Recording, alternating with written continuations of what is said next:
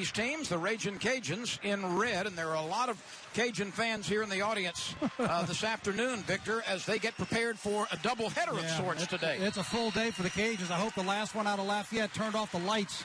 This game, for people who don't know, got moved up a few hours because the Ragin' Cajun football team is about this time having pregame meal. They're in the New Orleans Bowl tonight against Southern Miss, so the Cajun fans in town for a full day of activity. The Ragin' Cajuns have the first possession, UNO in white. The last time we saw the Privateers, they defeated Tulane handily in this building. Offensive rebound claimed by the Cajuns, but going out of bounds with it. And so Bryce Washington unable to control it. There's Bob Marlin in his 7th season. He came over from the Southland Conference. He was a very fine coach at Sam Houston State for many years. In fact, he was the Southland Conference Coach of the Decade from 2000 to 2010 in Huntsville, Texas. And a driving layup is good by Tevin Broyles, a senior out of Gautier, Mississippi. Great shot by Broyles, too, to be able to have that balance with that hand on the layup. Did some body contact, was able to get it in. Mark Schlesinger at the helm of UNO. Offensive foul called against the Ragin' Cajuns. There's Mark in his 6th season. He was the top assistant for some fine teams under Mike McConaughey at Northwestern State for several years, and is putting his stamp on the UNO program. Left-handed jump shot won't go. Thibodeau left it a little bit shy. Here's Wright.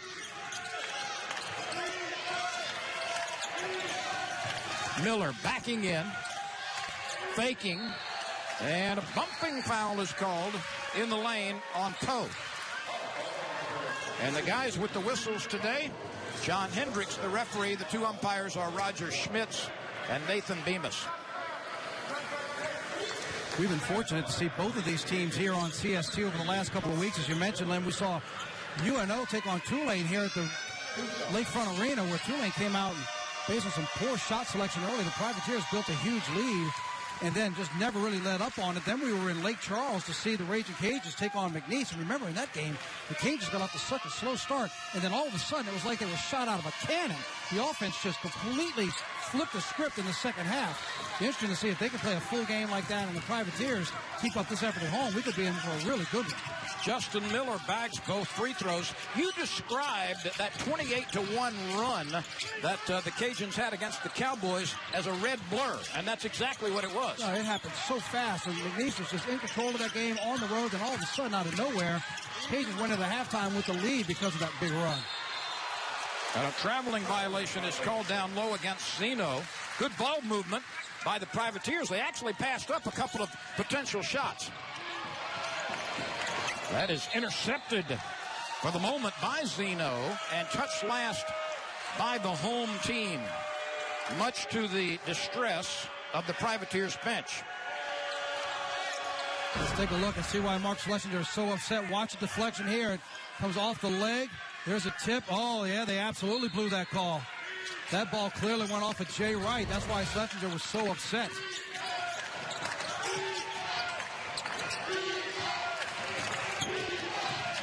Two apiece. The Cajuns looking for their first bucket. And the young man who dropped in the first couple of free throws is fouled on his way to the rim. Justin Miller. He had 18, make it 17 points against Georgia. Saw the nice crossover dribble. Then it looked like he was losing control of the ball, but he was able to regain composure and drive down the lane and get that one up off the glass.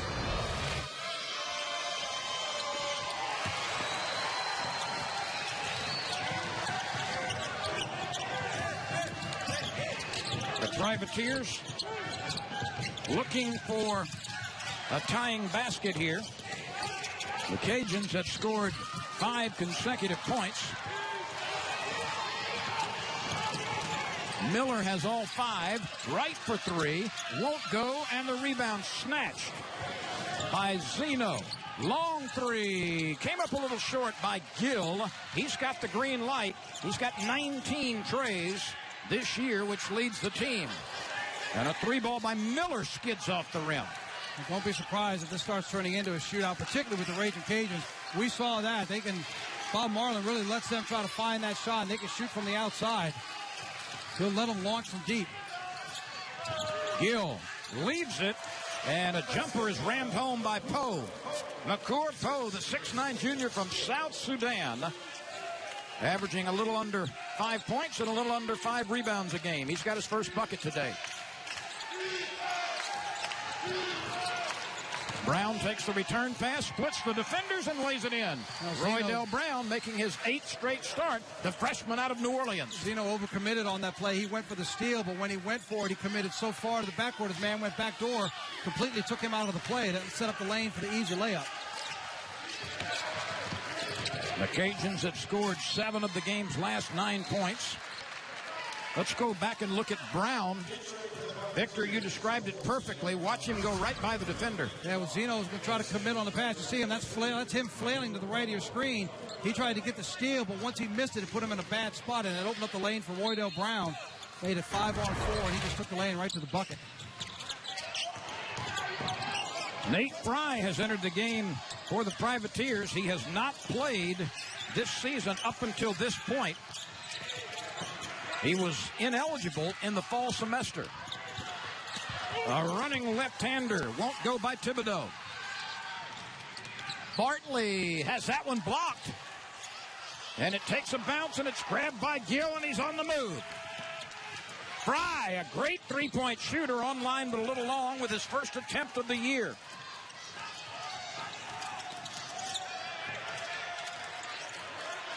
Over the course of his 3-year career at UNO, Fry has hit 40% of his three-point tries. Victor, he'll be a welcome addition back into the lineup. Certainly brings some of that veteran leadership and experience back. Privateers glad to get him back and have a chance to get some games in before conference play. Washington missed, and then goaltending is called.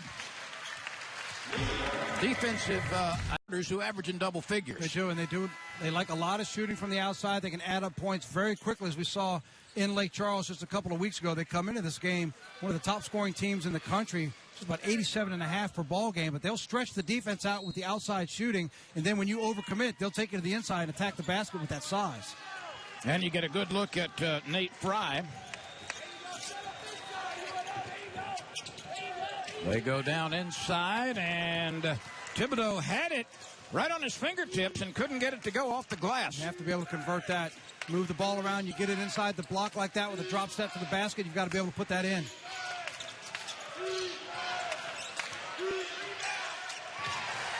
That will count for 2. Frank Bartley's first bucket. He's averaging 18.4 points a game.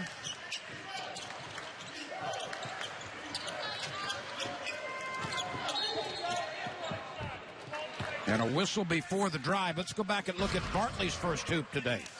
Bartley comes around. See, to try to get the bounce pass to him. He went to the block, but then stepped back out. The defense laid off of him.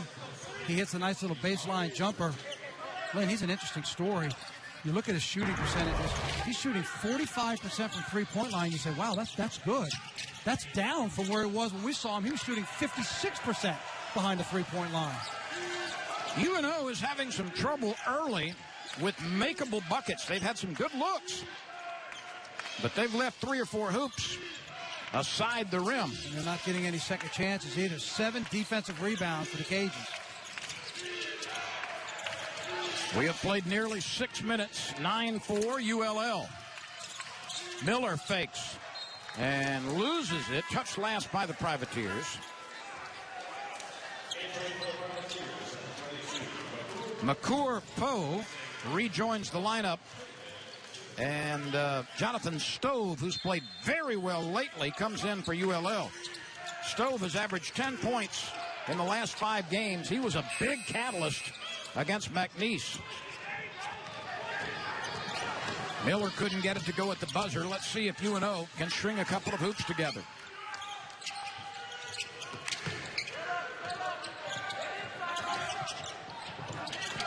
Poe won't shoot from there. He puts it on the floor a couple of times. Fry leaves it for Poe, and he misses badly to the right side.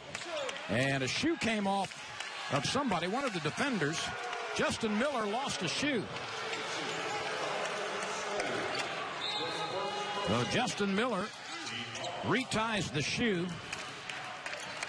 Neither team has hit a three-pointer yet.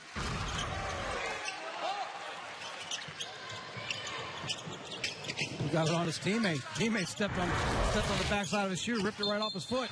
And a traveling violation is called on Eric Thomas.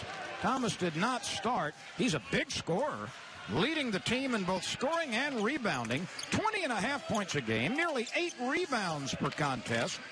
And he is a very, very good offensive rebounder.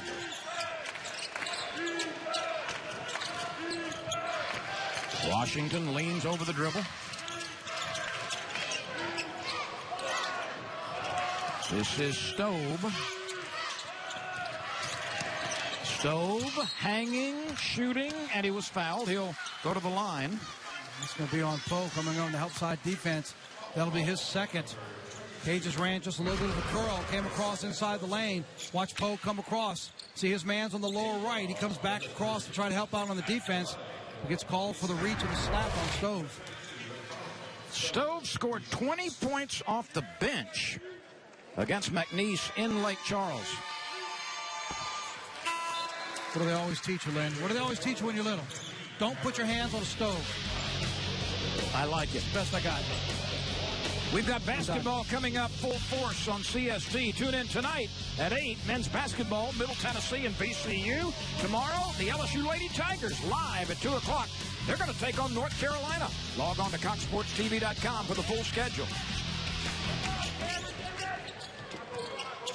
This is the largest lead. It's 7, and that dunk attempt didn't quite get there. There is a defender down. And a foul before the shot. And the Ragin' Cajuns take a look at the elevation here. Stalk up, bump down right here on the block. Yep. You see it right there. Landed on his lower back. His feet got taken out from under him by when he pinned the ball on the backboard.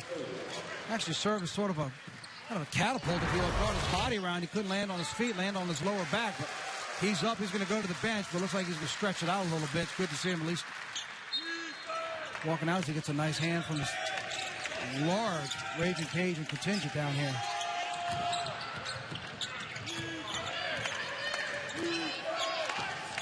Ragin' Cajun fans have even hired out to have the luxury boxes here in this building. 4 minutes plus without a field goal for UNO. And rarely can you do that often against the Ragin' Cajuns and survive it. Long three by Bartley, missed badly off the right rim, or excuse me, the right backboard. They reset the shot clock, and they shouldn't have because it never hit the rim. I don't think it hit the rim. No, it didn't. It didn't. It was well right. Go back and take a look and see if we're seeing it. If we saw it correct the first time off the three, center stage in terms of, oh yeah, it missed it well right. That's the right call. 9 seconds have been put back on the shot clock. So the shot clock was originally reset, but they got it right. Wright sneaks inside, scores, and he is fouled. It'll be a chance for Ragin' Cajuns to get a three-pointer the old-fashioned way. Going around the baseline, and you see the Privateers just get flat-footed. It gets handed off to Cameron Reed. Reed never has a chance to get over and cut him on the baseline. Wright takes it up and under off the glass. Here's another look. Shoulder to shoulder. Once that happens, you're beat. Reed lost the angle, winds up slapping him for the foul, and here's a chance for the three-point play anyway. And he dribbles it in. The first 3 points of the afternoon for Jay Wright, a senior from Georgia. 9 straight points for the Ragin' Cajuns to take a 14-4 lead. They need something here. 2 of 11 from the floor, just 18% for the Privateers. And at least 2 of those misses have been gimmies inside of 3 feet. That rolls favorably for Eric Thomas. His first bucket, the senior out of Wesley Chapel, Florida. He started his career at Baton Rouge Community College. Gill comes up with the steal. And he is fouled in backcourt. We'll step aside and be back. 14-6. The Raging Cajuns lead the Privateers in New Orleans. For this, there is a lot of red.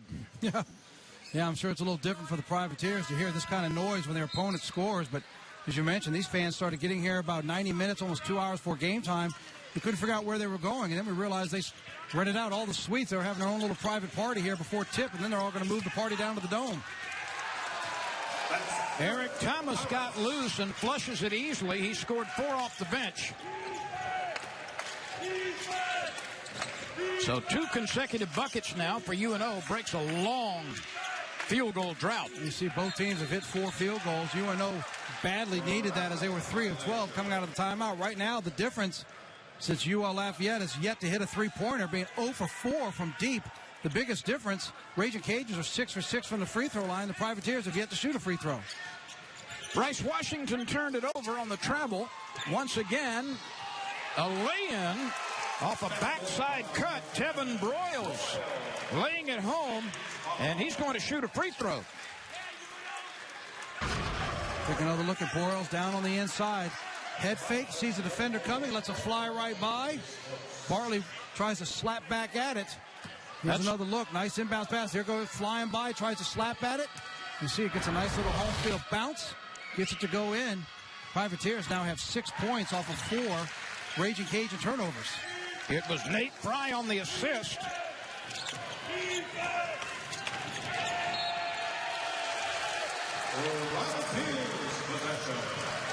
Little turnover there by the Raging Cajuns, and we saw UNO do this against Tulane. Remember, Tulane had some of that same mentality of a lot of the quick shots like we're seeing the Raging Cajuns. Tulane was shooting a lot more from behind the arc, but UNO brought out that three-quarter court press and started causing some turnovers in that game as well.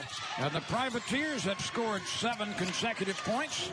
That was an ill-advised shot by Fry. Ball knocked loose, and the Cajuns have it.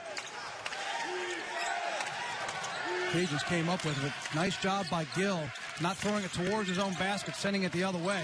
Right, pull-up jumper from the right elbow. Missed it left. Rebound by Eric Thomas. And there's contact. Bartley tried to steal it and got a piece of Tevin Broyles. Bartley called for the foul. Let's check in with Tatum Everett. Tatum? Hey, Lynn, I've got a quick injury update for you. Loren Stalcup of UL was off on the sideline after that blocked shot. He currently has his middle and ring finger in a cup of ice. But, guys, he was in good spirits because he was watching the footage of that awesome block he had on someone's camera on the sidelines. But there is no word if he's going to go back in the game.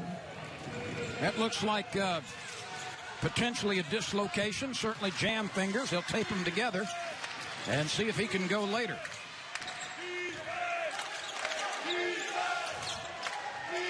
We approach the midway point in the first half. Both teams have had a couple of runs.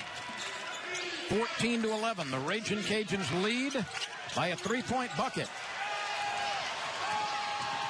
Broyles finishes. 7 quick points for Tevin Broyles. He's been the igniter, Victor. Great job by Broyles, too. Great body control. He knew the defender was behind him trailing.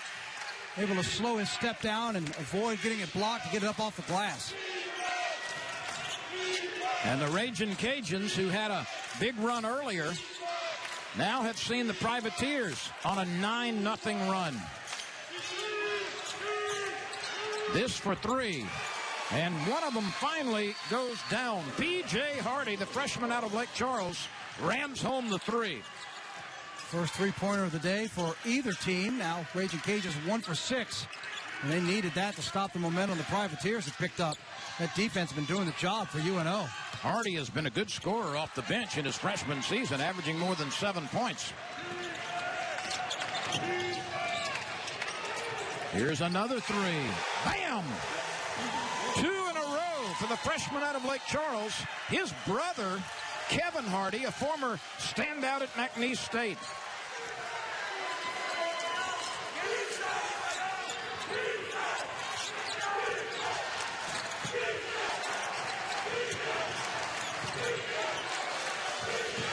Gill spinning and gets an off-balance shot to go. That was acrobatic. Gustavius Gill's first bucket. Tough shot being able to spin with the dribble like that, going the opposite way, get it up off the glass. He's had as many as 38 points in a game in his career at UNO. 5'8" senior out of Alexandria. He's lettered 3 times as Gustavius Gill. They're going to get a foul inside, I think, against Broyles. It is. Let's go back and look at P.J. Hardy go to work from outside. Down in the right corner. He just hit one. He comes back down the floor, spots up. Deep right corner, and that was true.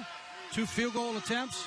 2 made buckets, both threes for him. Then on the other end, you saw the block there before the foul. You know, P.J. Hardy coming into this game in his last 3 was shooting 11 for 17. So you talk about a guy who's starting to find his rhythm. The freshman out of Lake Charles, you add the 2 more now. He's 13 of 19. It's a pretty hot shooting. Justin Miller has just missed the first free throw of the game for the Cajuns. And he bags the second one. So he's 4 for 5 from the line and has a bucket as well. That's a very ill-advised pass by Thibodeau. He doesn't make many mistakes like that. And then he comes back and commits a body foul. I think the foul is worse than the pass. The pass was lazy, tried to make up for it, winds up drawing the foul on the defensive end. The Cajuns have picked up some momentum again, leading 21-15. We're back after this. 26 points in 27 minutes. I would call that efficient. I would call it scorching. Yeah.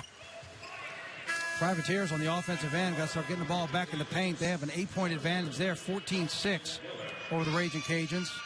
Biggest difference again right now, where they're at right now. This is free throw attempt number 9 and number 10 coming for the Cajuns. We have a +6 advantage at the free throw line. UNO's only been there once. And you know, you talk about 14 points in the paint. 14 of their 15 have come from the paint. And Victor, they've left 3 or 4 buckets in the paint as well. Right. Very makeable buckets. Very makeable. Inside about 3 feet coming from the blocks. Raging Cajuns press and they knock it loose. And now they'll peel back into conventional man-to-man defense. They almost forced the turnover with a little trap. That's stripped away. Knocked loose by Jay Wright. And a foul called on. It's going to be on Broyles. Should be on Tevin Broyles. He got beat with the Euro step. Once again, the Raging Cajuns showing the quick hands on defense and quick feet. There you go. You see the reach in there by Jay Wright. He tips it loose. We're on the break the other way. There's the Euro step there. And you see Broyles get the slap. That's Bryce Washington, who carries it over one way, tries to come back underneath the rim. And now the 6'6" junior out of New Orleans go to the free throw line. So now 2 more free throw attempts. This will be 11 and 12. Bryce gets his first point of the afternoon. A 2-year letter winner, averaging just under 15 a game and just under 12 rebounds a game. You heard me right. He is averaging a double-double. He shoots a no-spin free throw, and he bags them both.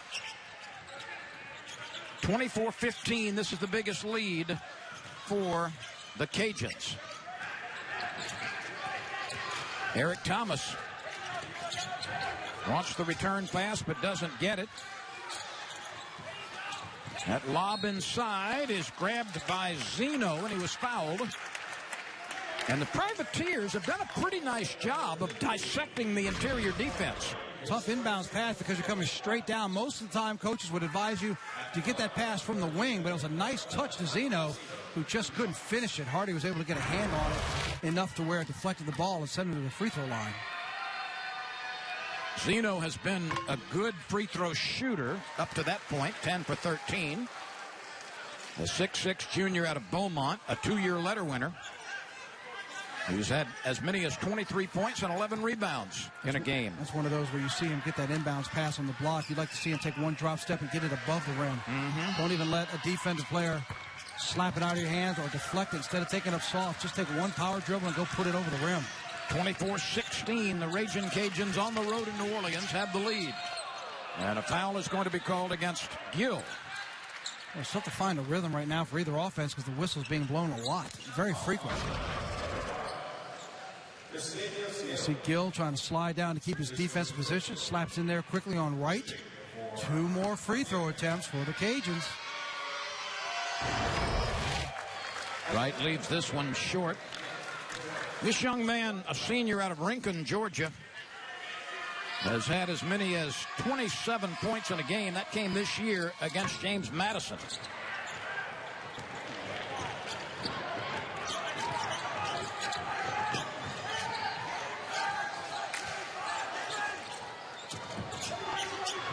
UNO in white with the basketball and trailing on its own court by 8.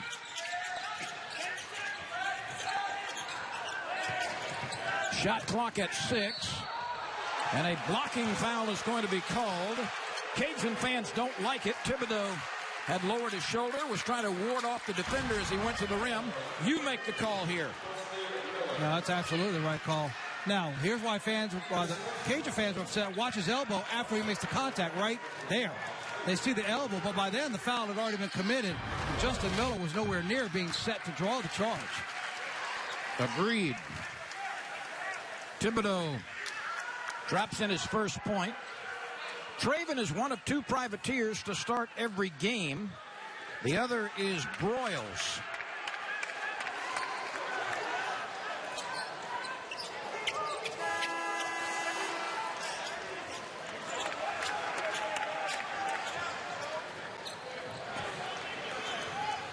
Jonathan Stove replaces Jerichius Davis for the Cajuns.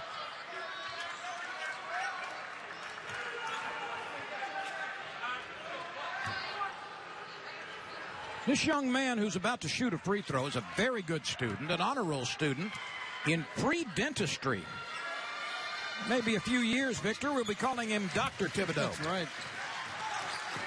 That would be quite an honor for him. Went to Bruley High School. He played for a name you and I know very well from our years of covering, Harold Boudreaux. Oh, yeah. Former LSU Tigers, head coach of the Bruley Panthers. Nice lob inside, but unable to finish was Bryce Washington. He doesn't miss many of those.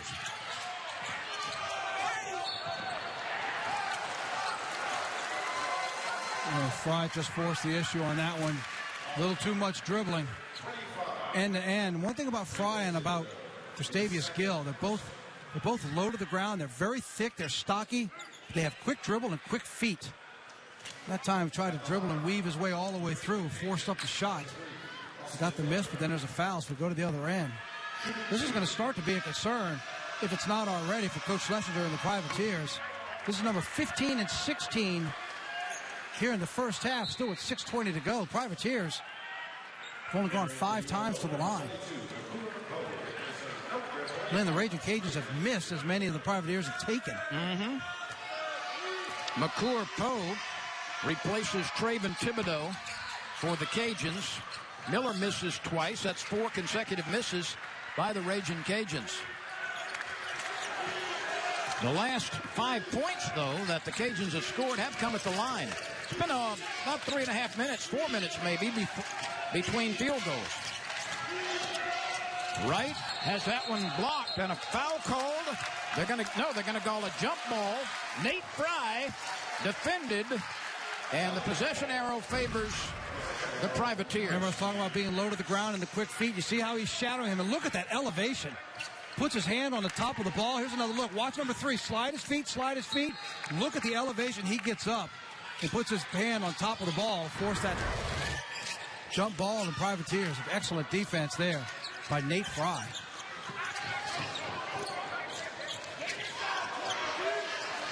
We slide under the 6-minute mark in the first half.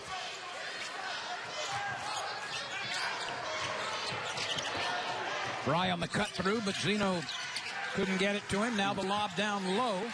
And a spinning layup is good off the left side of the glass by Poe. Well, 2 things happened there. Fry cut to the lane, as you mentioned, but then he slipped. They couldn't get the ball to him as he hit the ground. He then cleared out, and that opened it up there for Poe. Had a nice little turnaround spin to get that off the glass. 5 straight points for the Privateers. It's been better than 3 minutes since the team in red had a field goal. What a big block out. Nate Fry blocking out Justin Miller. Bryce Washington on the miss. Once again, right at the rim. Ball may have been deflected on the way up. Missed by Zeno. You got to take that up strong. You're right there in front of the rim. You've got to take that up strong. Hardy, no. Offensive rebound, Miller. Big 6'7" freshman out of Owensville, Kentucky. He's had a huge impact in his rookie season, averaging 10.7 points and 4.5 rebounds. This is Wright with half of the shot clock yet to go. Miller fakes the three, tries to back in and use his strength. And a lay-in on a handoff by Jay Wright. Nice job by Wright to cut to the basket because his man left him to go on to help defense, and he just took off to the bucket. Another point-blank range opportunity by UNO. Zeno misses it.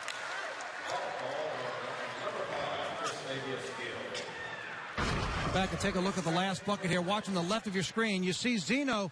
He kind of dives in a little bit like he's going to go double team, and that's all Jay Wright needed. See the move right there? As soon as he makes that move, he turns his back on Jay Wright, and Wright goes straight to the basket. And Poe never had a chance to get over there on the help side defense to catch up with the speedy Jay Wright. Stove misses the first of two. And now Scott Plaisance, a sophomore out of New Orleans, enters the game for the first time for the Cajuns. He's the son of Doobie Plaisance, the head coach of the Nicholls State women's team, and the brother of Teresa, a former All-Southeastern Conference performer at LSU. What's that, 6 straight free throws missed by the Cajuns? Yeah, they're 10 of 18 now.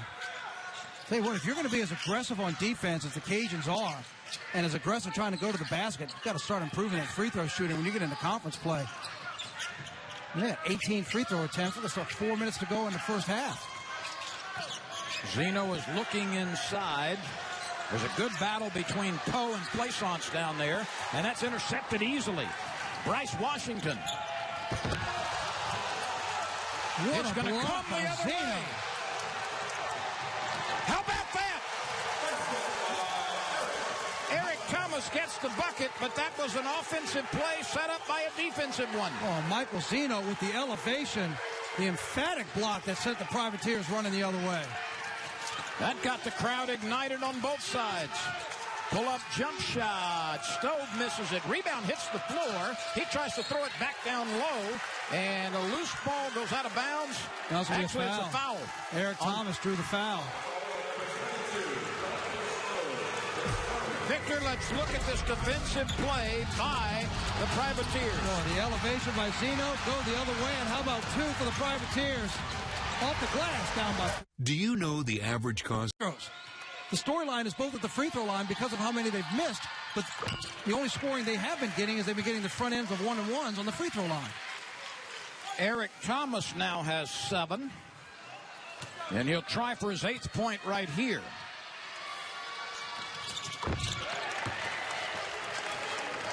We've got a 2-point game boiling over with 3:12 to go in the first half.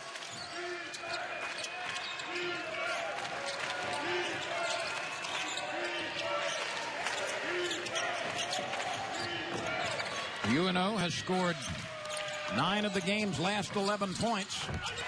Plaisance with the stuff off the rebound. How about the elevation there? One-handed to be in position and put that back in. 28-24. Again, the lob down low. Left-handed lay-in. Good by Poe. And the Privateers have something working, Victor. They have been time after time getting the ball down on the low block. That's been the key. They've found a weakness there, spreading out that defense and being able to post up. And we've seen it on more than one occasion where the Privateers are inbounding out on the block from the top of the key. It's not the easiest pass, but it's working. Wright uses his body and takes on the bigger defender and scores. UNO continues to score most of its points in the paint. 20 of its 26 have come from inside. There's another one. And that's what you like to see. On the block, just one big power step, and Zeno took it up and in. If you're going to establish position like that and get a man on your backside, you take that one step and you take it up strong. Michael Zeno's first bucket. He took it up strong. Right! Hits the free throw line extended jumper. 9 points for Jay Wright. Back and forth we go. 32-28. And that will stay with the Privateers in white. That was touched last by Roydell Brown. Miller comes back in the game now. And we've got a timeout with 93 seconds remaining. That one called by the Cajuns. That seat cover everywhere they go, so it always feels like he's still with them. That's triggered by the team.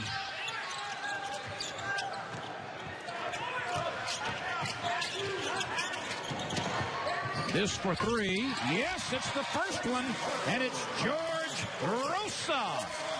He's only attempted 5 this year, but he's attempted 6 now. He's hit 5. 5 out of 6 from three-point range.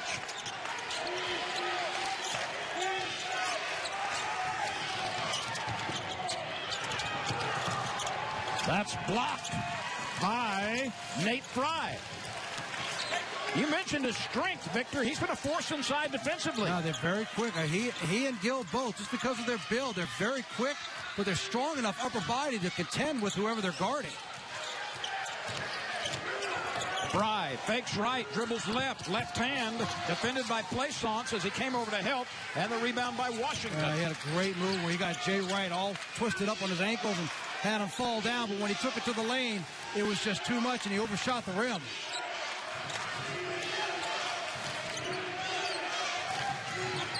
We'll get a high screen here for Wright, trying to open up the floor for him for his ball handling. That's lobbed down to Plaisance beautifully, and Scott responds. He's had a couple of flushes. One off a missed shot, and that one. Eric Thomas got caught flat-footed. Intermission.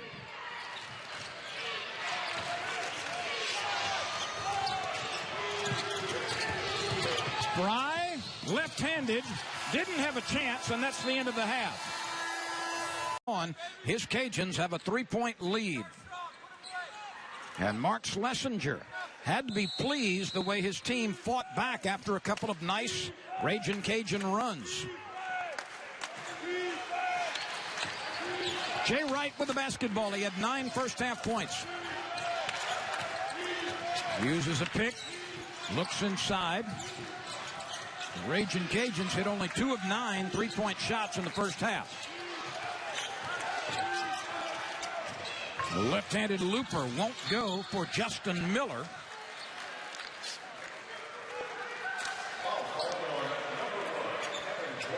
Broyles is called for the foul. That's his third. That might be a quick substitution. It appears Nate Fry is going to come in right now, and he does. Yep. So Broyles may be watching this game for a while from the sideline with 3 fouls. 3 or 4 from the floor. He hit a free throw for his 7 points, but tough to get his third foul that early. We'll see him again. It's not as long as Schlesinger wants. And an extra step taken by Justin Miller after he caught the loop in.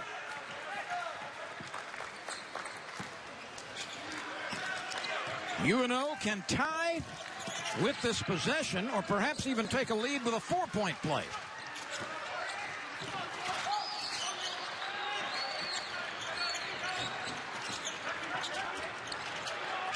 Fry for 3. Didn't quite get it there. Didn't have the lift off the floor that he normally does. This for 3.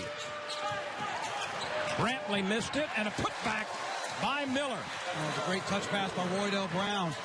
Long rebound off the missed shot, and he was able to just basically touch pass it to Miller inside.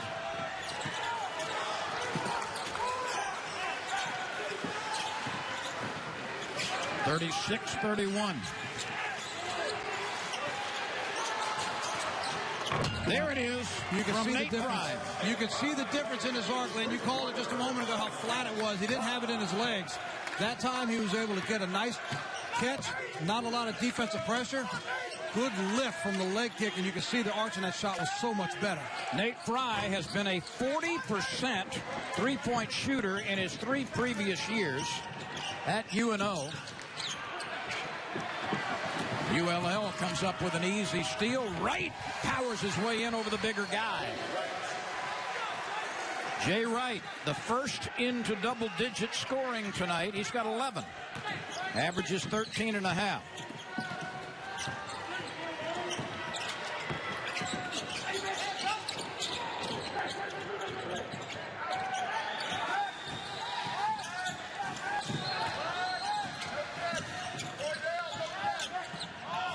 Eight on the shot clock.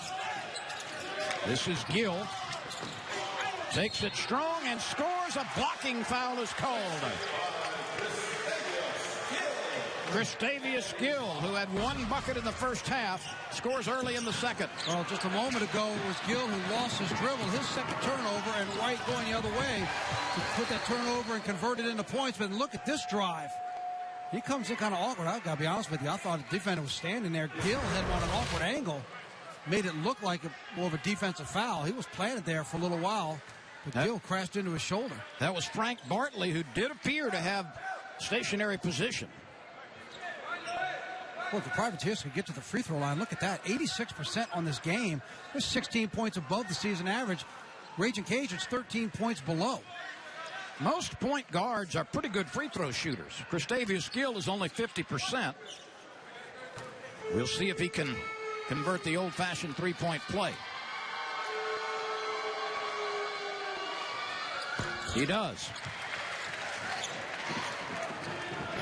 38-37.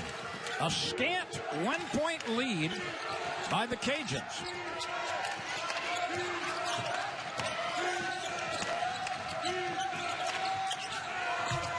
That lob went too far, and it's collected off the backboard by Poe. But quickly, the Privateers give it right back. Right on the move. Feeds a teammate. How about that? My goodness. Poe goes up to take it away. We only had one lead change in this game. We might see our second here. Poe bailed out Christavius Gill, who once again, too much dribbling, calls a turnover. Count the bucket for Zeno. Look at the block up high with Poe. Two-handed on that launch. Here it is again. Help side defense. Pins it on the backboard. And the Privateers head the other way. Nice pass on the inside. Good power move drawing the body contact. Zeno draws the contact. Miller with the foul. And look at the Privateers now with a one-point lead and a chance to get it to 2. Their only other lead in this game was 2-0. Zeno with a three-point play. So back-to-back old-fashioned three-point plays by Gill and Zeno. 40-38. UNO has its first lead since the opening bucket. Wright snaking around, leaves it underneath. Little jump hook won't go. That one missed by Bryce Washington. He still does not have a field goal. Boy, Gill saw that one all the way. Great look to see Poe leading the charge. And Gill just flicked it up there, and Poe on the business end of that one. Ho, ho, ho, Poe!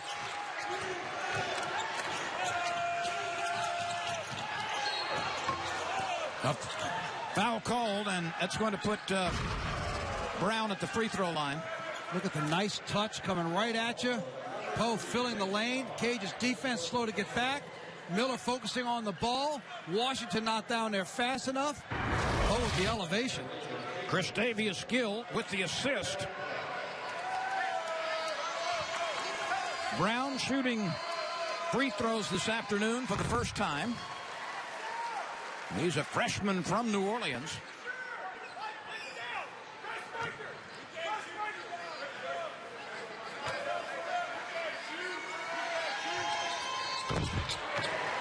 Four points for Roydell Brown, making his 8th consecutive start. The Cajuns dropped their first 2 games this year, losing to Minnesota and Montana State, both on the road. Then they ripped off 8 straight victories before losing to Georgia 73-60. And the Privateers are having trouble holding onto the ball lately. That one rolls in over the rim and a foul called. Frank Bartley gets his second bucket. Let's go back and look at Poe from Gill. 42 apiece here. Hang on, everybody. Before the dance. Bartley is the second leading scorer in the Sun Belt Conference, but he's been held to 4 points tonight. Miller takes the deep rebound. This for three. Online but long from Bartley. But another offensive rebound. Yeah, 2 offensive opportunities. You can understand maybe the long ball in there, but that first one you've got to be able to block out on a free throw. Right over Gill. It's good. Cajuns earned that one. They went after and got the ball. Privateers have to be able to put a body on somebody on the free throw line. The Cajuns just wanted it more and went and got it. And the Cajuns have had a dozen second chance points. None for UNO. But UNO continues to do that, and that is find easy shots inside. Bob Marlin has to be concerned with the way his defense has been giving up so much in the paint. That's now 30 paint points for the Privateers.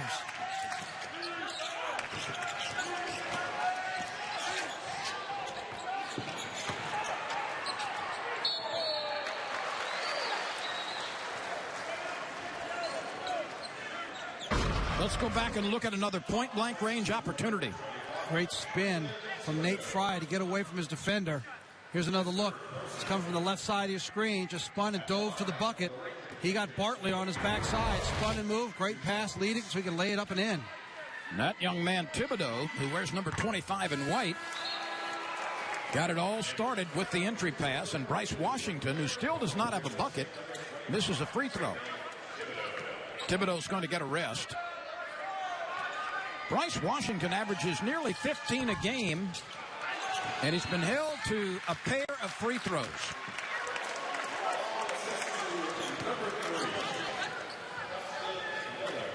Trayvon Thibodeau has not contributed much offensively tonight or today for the Privateers. Does not have a bucket. But he's a guy who does a lot of other things very well. 12 offensive rebounds for the Cajuns. On the other end, just 1 for the Privateers. Gill dribbles off his hip, double teamed in the corner, looking for some help. Foot, yeah. Yeah. Changes pivot foot. That's one thing that Gill has a problem with, and it's been something he's had in his career. Mark Schlesinger's not happy about it, but it was clear as day. He switched his pivot foot. Sometimes he gets a little too fast. He gets ahead of himself when he's dribbling that much. That low dribble we talked about, that low center of gravity, a lot of dribbling. That's 4 turnovers now for Gill. We've got a 1-point lead. The team in red, the Cajuns, have the advantage. And a foul way away from the ball near midcourt. That one's going to go against Zeno. Victor, statistically, this game has been an anomaly. All sorts of weird stuff going on with the numbers. They have been. When you look at the made field goals, how even they are. See the score being even, but it's weird to see how it's just a 1-point game. The domination at the free throw line for the Cajuns, again, one of those strange things. Free throws kept them in it, but free throws are keeping them from a bigger lead because of the missing. Wright pitches it to the corner for an open three. It will not go off the arm of P.J. Hardy. He had a couple of triples in the first half off the bench. And there's another opportunity, and the lay-in would not go for Zeno. You cannot continue to miss those. That's at least 5 or 6. I was going at least 4 or 5. Well, I was going to say right there on the block. And meanwhile, Washington finishes on the other end. That is his first bucket. And he went up with authority. 47-44. Don't forget to tune in for live postgame coverage that includes analysis from former Saint great Deuce McAllister and an exclusive one-on-one interview with quarterback Drew Brees. That's at 10:30 at night. Saints coverage all day and all night long. The Ragin' Cajuns have scored 9 of the game's last 11 points. The Privateers can do something about it right now. Thomas snuck it up over Washington. That was a quick release shot. I like how he got to the glass, too. Don't try to finesse it over the rim. Use that backboard as your teammate and your friend. Powered up like that off the block. 10 points for Thomas.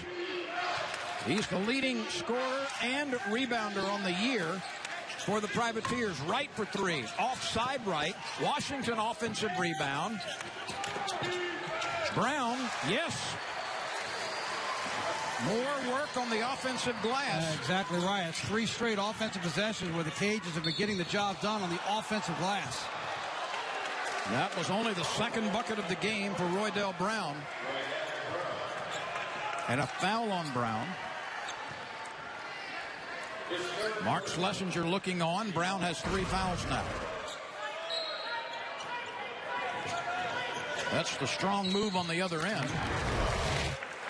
And we've got another foul against the Cajuns. That's going to be on Plaisance in the paint.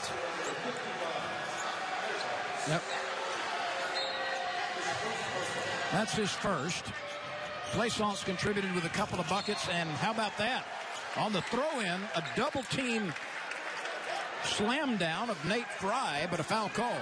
No, they just said it went out of bounds. Yeah, the fact they didn't call a foul is kind of surprising. Plaisance out of New Orleans had a couple of dunk buckets. Look at Coach Schlesinger. He does it all.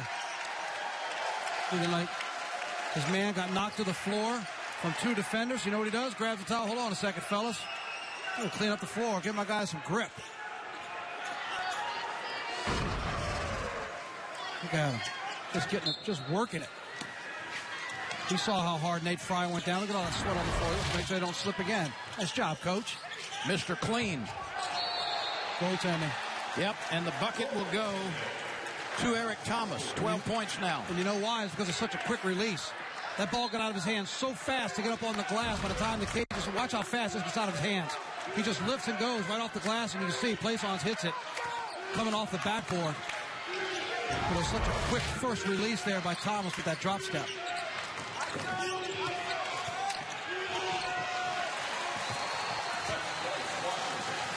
Washington. Good strong move by Washington. Poe was right there again trying to challenge that block shot. That's his second bucket of the game. They've both been in this half. Poe will take one from out there, on line but long. Plaisance claims the rebound at the free throw line. Hardy open for 3. In and out. Plaisance tips it again, and a foul over the back by Plaisance. Well, they were fighting to keep that alive. The Privateers are going to have to adjust and do something on the defensive boards. University of Louisiana Lafayette and the University of New Orleans, 51-48. The road team leads, but this thing has gone back and forth. Thank you for joining us. Tim Fanguy, our producer this afternoon. Walter Volpatti is our director. With Victor Howell and Tatum Everett, I'm Lynn Rollins, and another bucket by Eric Thomas. 38 points in the paint for UNO. That's been the sweet spot, Victor. The Cajuns say they can do it too. Bryce Washington. It's just it's another turnover. Tough pass to make like that on the break. It's amazing that the Cajuns haven't figured out how to put up a fence around the paint, and UNO has just been exploiting it all day long. That was a nice entry pass there to Washington for the easy 2. UNO has no doubt about the success they found inside the square.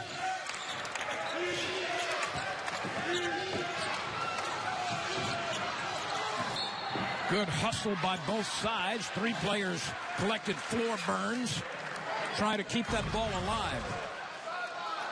Let's see if Schlesinger runs all the way to the other end with the tap. They looked that way, but they had somebody near side to come do it. Good reason. As you mentioned, bodies everywhere. Gill started that, trying to reach in there.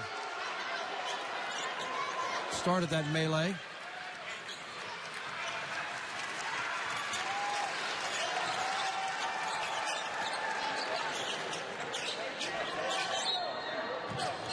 Bartley will throw it in. He's been silent, averaging better than 18 a game. Has been held to 1 first-half bucket and 1 second-half bucket. And that is thrown away to the wing. Good anticipation there by Trayvon Thibodeau. Thibodeau knocked it loose, and it was collected by Thomas. This is a very important possession. And Plaisance is going to be called for a foul, and he has great doubt about it. So do those fans. Looks like the contact with the ball was clean. Did they call him for an armbar in the body? Let's see. Oh, boy, I don't know. I may have to go with Plaisance on this one. He's got his arm here, but by the time the whistle blows, which is right here, that's a clean block. That's That's a clean block. He had an arm position playing defense well before the whistle blew. Plaisance claims the rebound after a very long free throw by Thibodeau. Now, wait, now that was a foul on the shot. They only gave him one free throw. I don't get it either. Yeah, UNO, I think the Privateers just got short of the free throw. Or was that a one-and-one opportunity? It couldn't have been. No, it was. Cajuns have 7 fouls. They did. They called it so the foul was for that armbar before the shot. Okay. There's a much-needed three by Frank Bartley, his first of the game.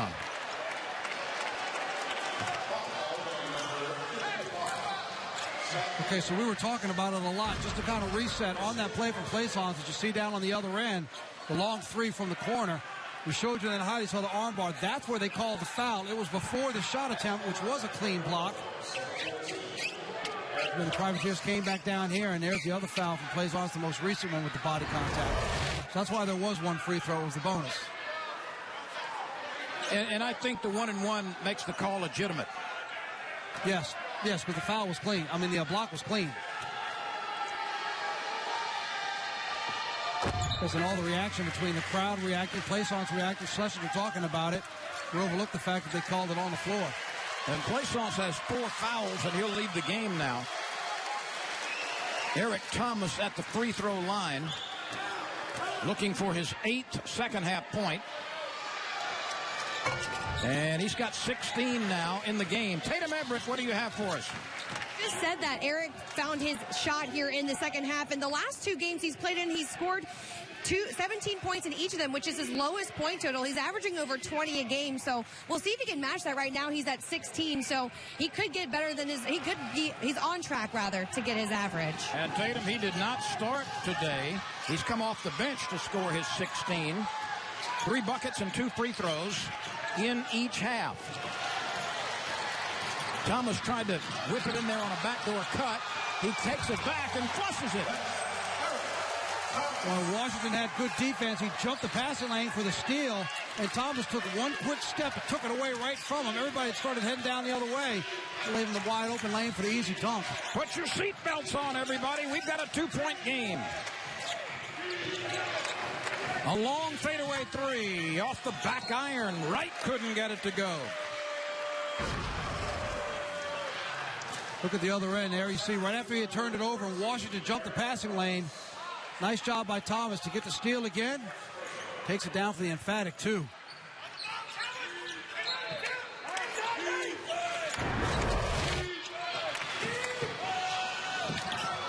That's tipped away and almost stolen.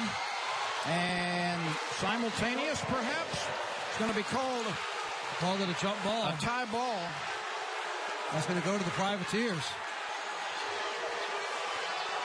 Bob Marlin is pleading his case. Let's take a look and see what you can see. It's Wright and Gill. I can certainly understand why they might call that simultaneous contact. Yeah, I can see.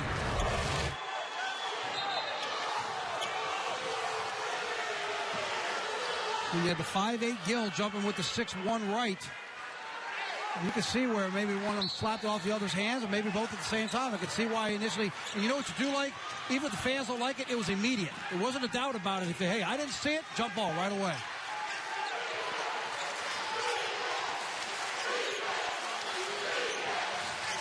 Nine minutes and counting. I'm not sure what that was intended to be. I think he tried to make it an alley-oop play, but the pass got deflected while it was looking bad off the backboard. But in a possession like that, 2-point game, you don't need to get fancy, don't need to get tricky. Take it right into where you've been successful all day long. Just take it into the paint. And there was plenty of time left on the shot clock as well. 7 to shoot here. Bartley still dribbling. Fadeaway three.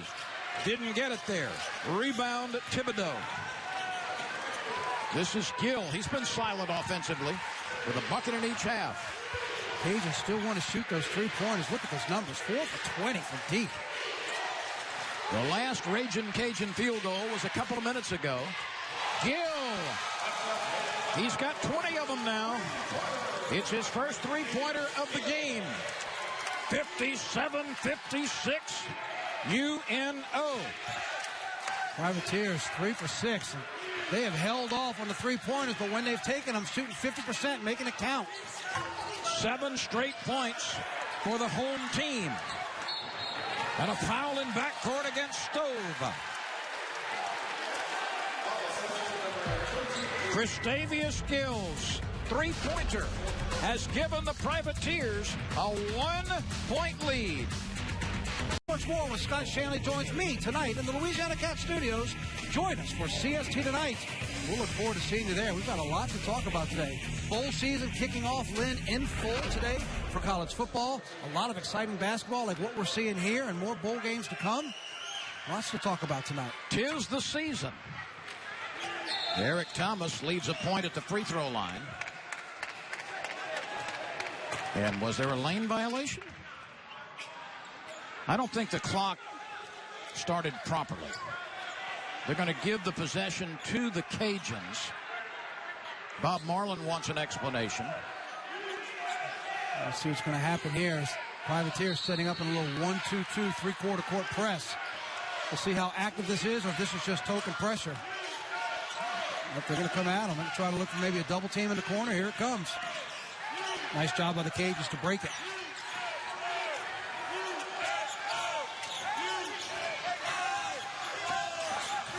Wright spinning, double teamed on the baseline. 7 to shoot. Stove nearly intercepted. 4-3 from the corner. Bartley missed it, and finally the rebound. Thomas with the outlet, going up strong, and we've got contact everywhere as Tevin Broyles was on the receiving end of that length of the court pass. See if the Privateers are going to talk them into a goaltending, and they are. Wow. Here's a look at it right there. I'm not sure that ball had made it over the rim. Take another look here. That ball hadn't even made it above the rim. But, boy, the Privateers bench all reacted. The officials met on it. Unless they're saying because it was so close, it looks going in for a layup. But Bob Marlin has a case to argue there. From his angle, from what you can see from behind, that basketball was still going up on the block. So Tevin Broyles gets the point, gets the bucket. He's got 9. The last 2 times at the line, the Privateers have left points. 59-53, a 9-0 UNO run. This is the biggest lead of the game for the Privateers. Wright hanging, missing with the left hand. Another rebound by Thibodeau. Gill skids to a stop, fades, fires. Yes! What a shot by Gill when he had 2 Privateer teammates under the basket and a chance to get it there. And instead, he pulls up from 23 and hits it. That's a confident shot, Len, right there. Indeed. 6:35 to go. 11 straight points for the Privateers.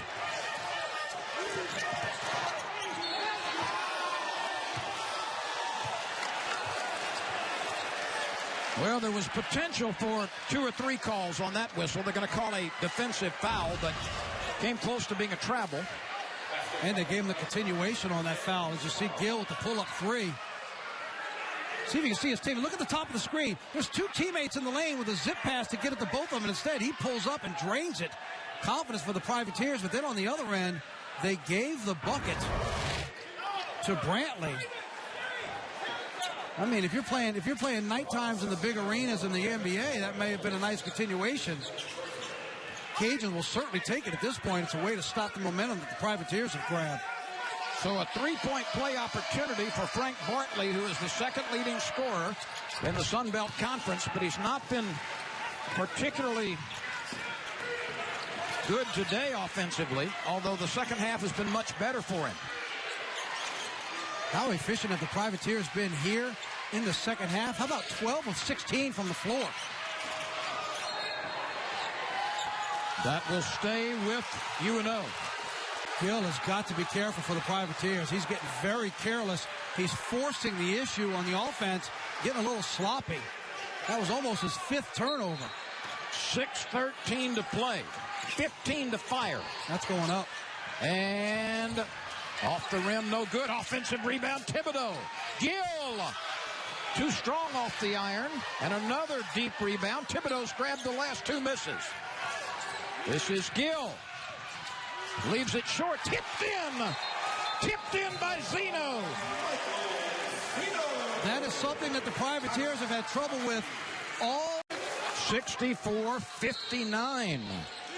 The Privateers lead by 5. 13 second-half field goals by the Privateers. That's one more than they had in the first 20 minutes. Look at the Cajuns, though. They've attempted as many in this half as they did in the entire first half.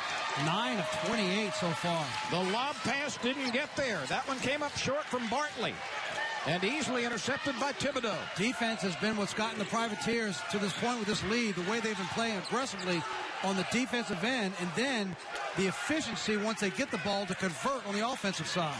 This is a very big offensive possession for the Privateers, and there's going to be a bumping foul called against Jay Wright.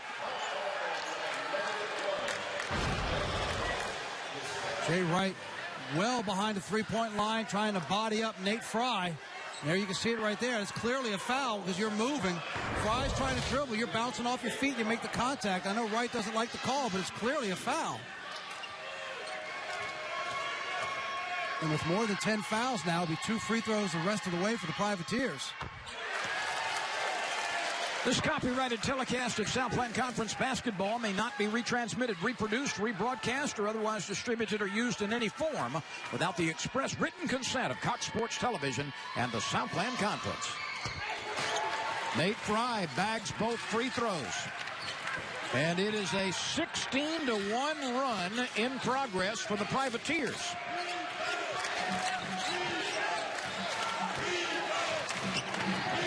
This is the biggest lead of the afternoon for the home team. And a 3 from deep range, nestled in by Jay Wright. He's got a couple of them in this half. Been a while since we've seen that, though. Good for the Cajuns to get that shot in. We'll see if they can build some momentum with that. 15 to fire, 4:44 left in the ball game, and that's off the hands of Thomas. Thibodeau and Thomas couldn't connect.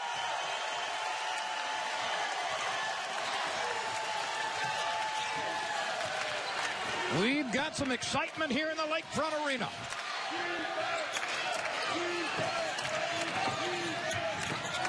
Bartley stops his dribble. That will stay with the Cajuns. Good hands by Zeno. It bounced off his head. He went for the steal, was looking for it. It literally bounced off his dome. He couldn't find it. It went out of bounds, but good defensive hustle. The Privateers have outscored the Cajuns 35-26 in the second half. The lead is 4. Thibodeau with a rebound. Foul on the Raging Cajuns. Bob Marlin starting to heat up on that sideline. And they're going to get Bartley with the foul.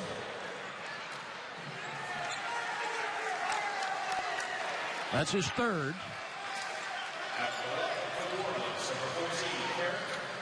Eric Thomas is a 79% free throw shooter. He's 4 for 5 today.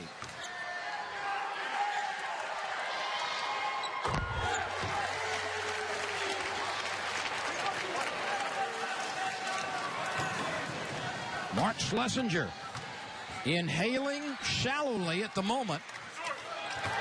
What happened there? Oh, you heard him yell short, so he knew it. Knew it came out of his hands bad. You could hear it. Microphone down there by the floor. You could hear it. As soon as he released it, you could hear him say short. He knew it was not going to be a good one. Wright snakes his way in. Follow attempt by Washington, couldn't get over the rim. But there will be opportunities here at the line, I believe, for the Cajuns. It's a foul against Thibodeau. That's his 4th. We'll be back in a moment. The exciting conclusion coming your way on CST. Here in the Lakefront Arena. Jay Wright shooting free throws.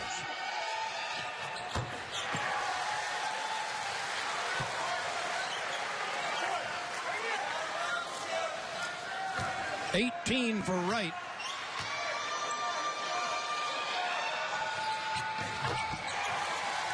And he's about 6 points above his season's average now. 67-64. A one-possession game and a foul called on Frank Bartley as he gambled and could not avoid making the bumper-to-bumper contact. That'll be his fourth.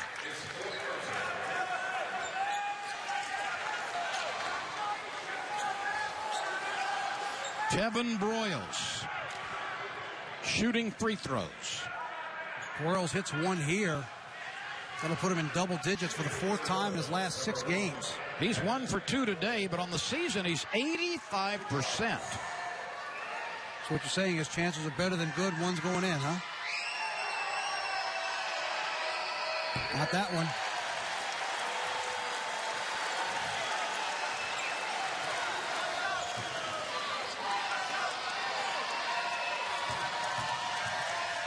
Washington and Miller are in the number 1 rebounding positions, and Hardy takes the rebound. You can see both of those. You can see when they left his hands, both of them were coming out strong.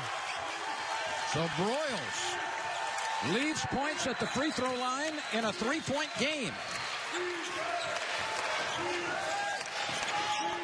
The Cajuns can tie with this possession. And right now, the Privateers are really digging down defensively. You can hear those tennis shoes squeaking. Said it earlier, the defense is what really got them in when they made this run. It's funny how we get back to the free throw line. We talked about that being the story. Privateers were 6 for 7 in the first half, but in this half, they've missed as many as they made in the first half. And look at the score, how important those are. And that was a long, off-balance three-pointer that rolled in for Jay Wright. 2 ties, 5 lead changes, 67 apiece, 3:06 to go after the clutch shot by Jay Wright. Thibodeau tries to get it down low. It's snatched by Broyles and a foul called. Let's go back and look at this Jay Wright 3. He had 9 coming into the season. He has 3 today. Puts it down on the ground, has a man in his face with 3 on the clock. But he's able to elevate and get that shot up and in over Traven Thibodeau. And then the next time down the floor, the foul was called on Bartley. That's his 5th. So he will sit down with 10 points, 4 of 12 from the floor. 8 of his 12 were taken from behind the three-point line. He only made 1 of those. So Bartley held to 10 points. He's averaging 18.4, the second leading scorer in the Sun Belt Conference. And he fouls out with 2:59 remaining. UNO has not had a field goal since the 5:54 mark. That's nearly 3 minutes ago. That was Zeno's field goal. We'll see how it plays out here. Broyles, after missing 3 straight free throws, finds that one. He's looking for his 11th point.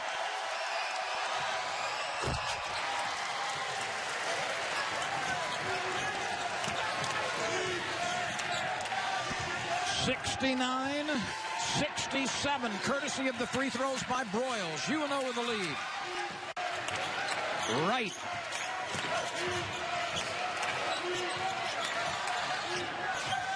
Right. Directing traffic. Nearly lost the dribble. 8 on the shot clock. He'll pull up and take it. Left it short. Offensive rebound. And a foul called against the Privateers. Cajuns really got bailed out of there because that was nothing more than the Jay Wright possession. There's a lot of dribbling by number 1, whose shot came up short as an air ball. It falls right into the hands of his teammate underneath the basket. His Stove is just standing there. Winds up getting the foul call when the defender jumps above him. And Broyles is disqualified on fouls. I've got him for 11 points tonight. He fouls out with 2:34 remaining. That's right, 4 or 5 from the floor. 3 of 6 from the line. As you mentioned, he had missed 3 in a row. Here's Jonathan Stove. Stove has averaged 10 points in his last 5 games. Included in that was 20 points off the bench against McNeese. But today, he's been held to no field goals and 2 out of 5 at the line. Cajuns have left 12 opportunities at the line. Now 16 of 28 on the game. And a game that's a one-point game. I'll tell you this, at some point in the post-game meeting, that's going to get brought up. 69-68. Every possession is critical for the final 2:20. Fry gets inside and scores on the lay-in. Nate Fry, playing for the first time this season, has 11 points. They've all come in this half. Yeah, he didn't have a field. He was 0 for 5. 0 for 5 in the first half. He's 4 of 7 this half. A wild left-handed shot by Miller off the rim. He'll get it again. He is a southpaw, and he strongly puts it back into the goal. Now, that's the kind of shot you want Miller to take down there by the paint. I'm not sure the Cajuns need him handling the ball and spinning and trying to create. But he made up for a bad first shot by powering in the offensive rebound. And the foul is against Traven Thibodeau. That's his 5th. Here it is after the miss. You see he draws the body contact. He's able to power it up and in as he makes that contact with Thibodeau, and he'll go to the free throw line. Thibodeau was held to 2 first-half free throws. 1:55 to play.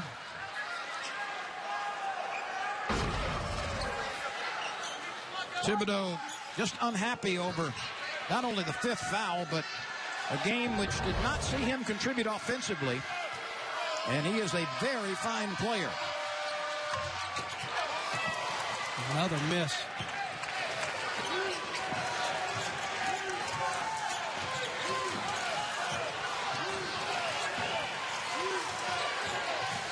Makur Poe replaced Thibodeau. He had a stretch earlier in the game when he took over for about 90 seconds. Step back 3. Didn't get it there. Poe trying to battle for the rebound. Miller's got it. That was a big, big, big possession. 71-70. Especially when you look at he scored 44 points in the paint. You're taking a step-back 3 in a game that's under 1:20 to play with a 1-point lead. I'm not sure that's a shot you're looking for. It's been nearly 5 minutes since the last UNO field goal. Wright spinning. How did he nestle it in? Jay Wright, a whirling dervish in traffic. 72-71.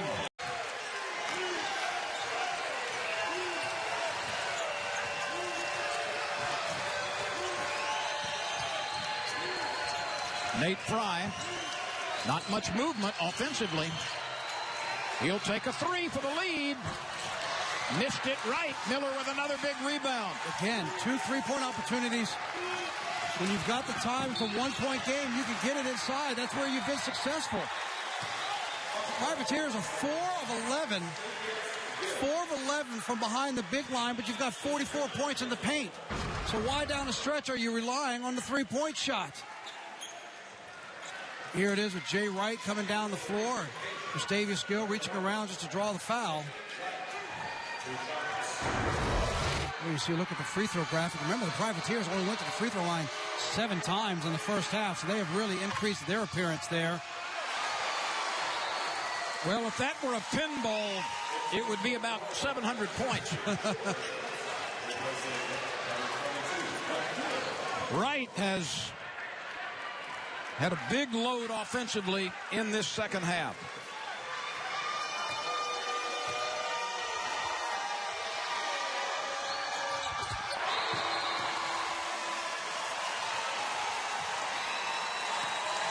(74-71).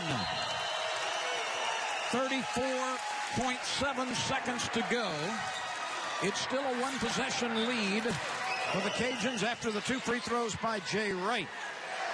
Well, Victor, you've got options here. You try to get it low and then play defense and get it back. 2 for 1 is going to be very difficult, right, but there may be options other than a 3-point for the tie. Well, if you certainly look at the numbers from today, the Cajuns are shooting 58% from the free throw line. I'd take my chances sending them to the line just based on the history of the way this game's played out. I would say attack the paint, but I would have said attack the paint for the Privateers over the last 3 or 4 minutes, and they haven't done that. Point well made. I mean, you still have time with 35 seconds, basically. You can get in the paint, try to get a bucket foul, and then take your chances. There's still 3, 4, 5 more possessions to come in this game when it comes to fouling, but the last 2 times down the floor, they've been launching from 24 feet. Tatum Everett has been eavesdropping. Tatum, what do you have for us?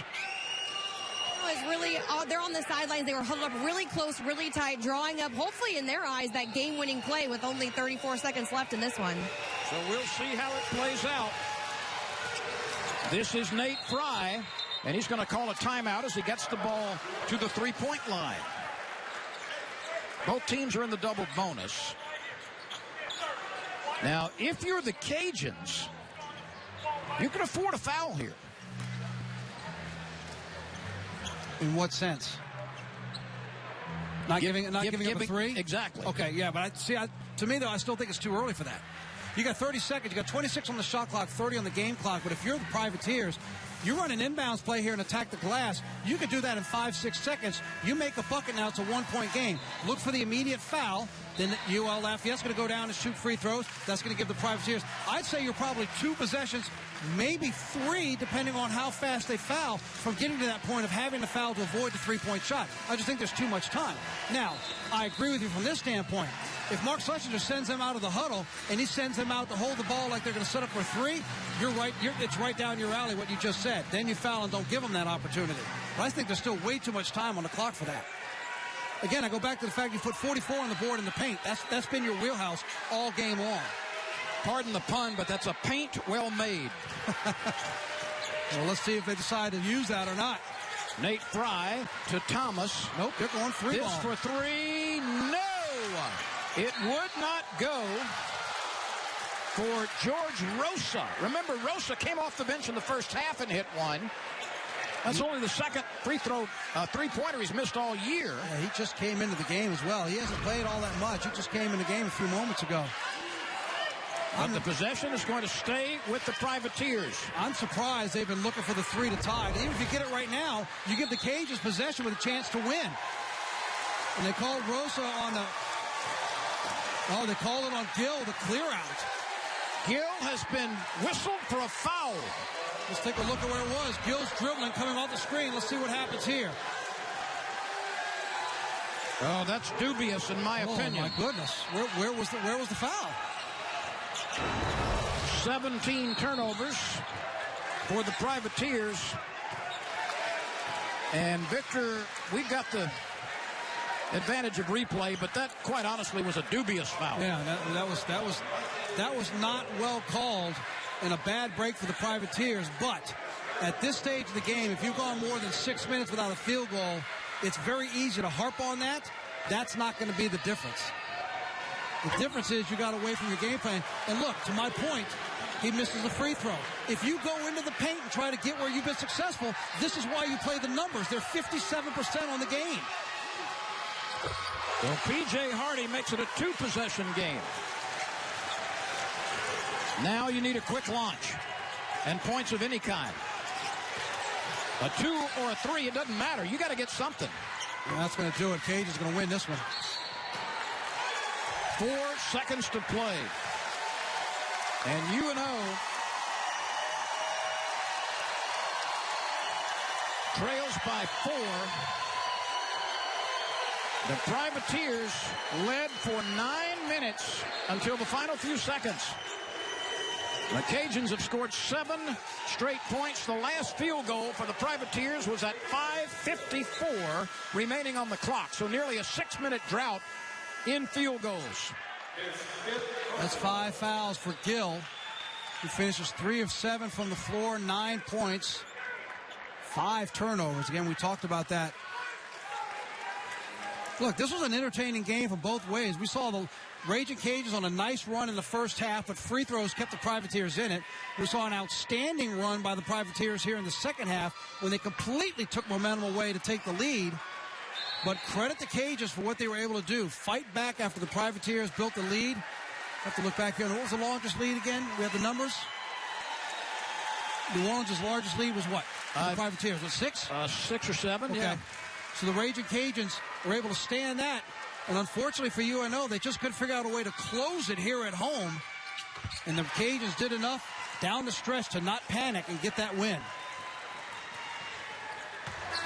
And this one is over.